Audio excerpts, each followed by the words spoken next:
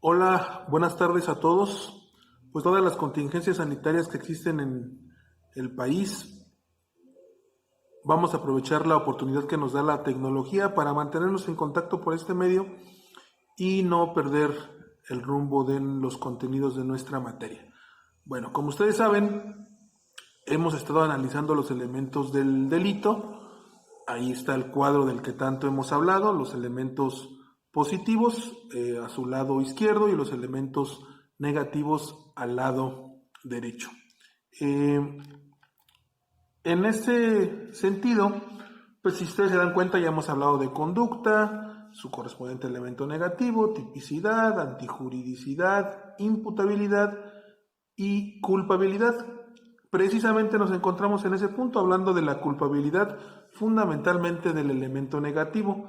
Ya todos recuerdan que hemos señalado que la inculpabilidad contiene dos elementos esenciales, uno de ellos el conocimiento y otro denominado la voluntad.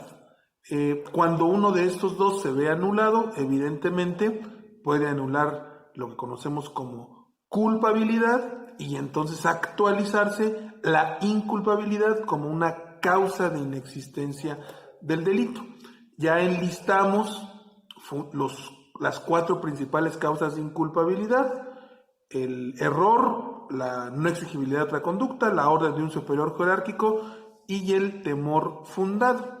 Y estamos centrados ahí precisamente en la primer causa de inculpabilidad. Bueno, yo espero que esta mención pues los ubique en el tema en el que nos encontramos. Ok, hemos dicho también que el error es un vicio psicológico, es una falsa concepción de la realidad, es una no concordar lo que pienso con lo que en realidad es, o no concordar lo que estoy, con lo que tengo, la información que tengo en la mente, con lo que es la realidad. A diferencia de la ignorancia es una completa ausencia del conocimiento. Entonces, ¿qué pasa? Ya lo platicábamos igual la última clase, cuando el sujeto activo lo hace bajo un error. Y precisamente en ese punto es en el que nos quedamos para dilucidarlo. Bueno, pues continuando en este contexto, tenemos que decir que el error, de acuerdo a diferentes clasificaciones de la doctrina, podemos ubicar una clasificación que tiene que ver con un error llamado invencible y otro llamado error vencible.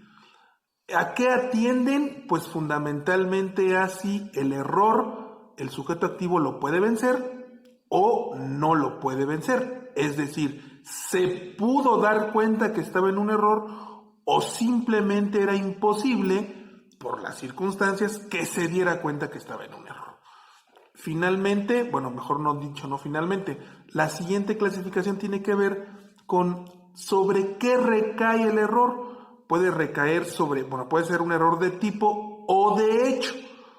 Es decir, que el error recaiga sobre alguno de los elementos del tipo penal. También puede ser un error llamado de derecho o también llamado de prohibición o llamado error de licitud o llamado error de permisión. Y esto tiene que ver con que el sujeto activo crea que está actuando de manera justificada o que está actuando al amparo de la ley o que está haciendo algo permitido, ¿no? O permisible.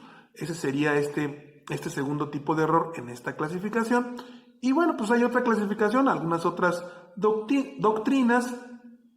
En este caso le llaman error en ictus, que tiene que ver con el acto, error en la persona, que recae sobre la persona sobre la que se pretendía que recayera la conducta, o el error delicti, denominado así para creer que se está cometiendo un delito que es en realidad diverso al que se está ejecutando, ¿no? Bueno, estos son, repito, tres clasificaciones de error. Les pido por favor que las tengan presentes, principalmente la primera, error invencible y error vencible, y el error de tipo o error de hecho. A la que se suma este error denominado de derecho, o también llamado de prohibición, o de licitud, o de permisión.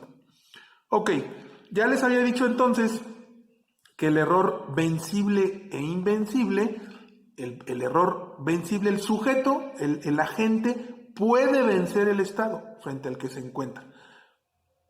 Caso contrario, en el error invencible, el agente no puede vencer el estado de error frente al que se encuentra, dadas las circunstancias. ¿Qué consecuencias legales tiene esto? Cuando el sujeto activo actuó bajo un error que era vencible, su conducta sí será reprochable, aunque sea una reprochabilidad atenuada, pero el delito sí existió.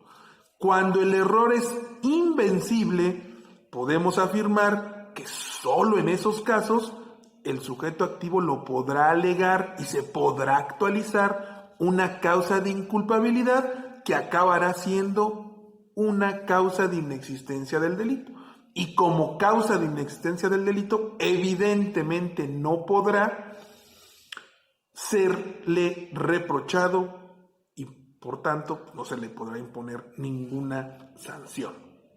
Fíjense bien, si revisan su código penal, específicamente en el artículo 80, pues está la punibilidad para el caso de error vencible, ¿no? Hace referencia a la fracción 12 y dice que al sujeto que se encuentre en dicha situación se le impondrá hasta una mitad de las penas previstas para el delito de que se trata. Entonces, fíjense bien, cuando se actúa bajo un error vencible, el delito sí existe, aunque merezca una reprochabilidad atenuada. Ok, la otra clasificación de la que hablábamos, el error de tipo y error de prohibición. El error de tipo recae sobre un elemento constitutivo del tipo penal. Repito, el error de tipo recae sobre un elemento constitutivo del tipo penal. Es decir, yo creí que estaba conociendo y que estaba convenciendo de sostener una relación sexual a una persona que tenía 17 años, pero resulta que en realidad tenía menos de 14. Y entonces, pues en ese contexto, las consecuencias legales de convencer de generar una relación sexual con una persona menor de 14 a generarla con una persona de 17 años, pues evidentemente es radical la diferencia entre las consecuencias de una y otra situación. Ese es uno de los elementos constitutivos del tipo penal, por ejemplo, denominado al día de hoy todavía estupro, que ya en su momento ustedes analizarán en sus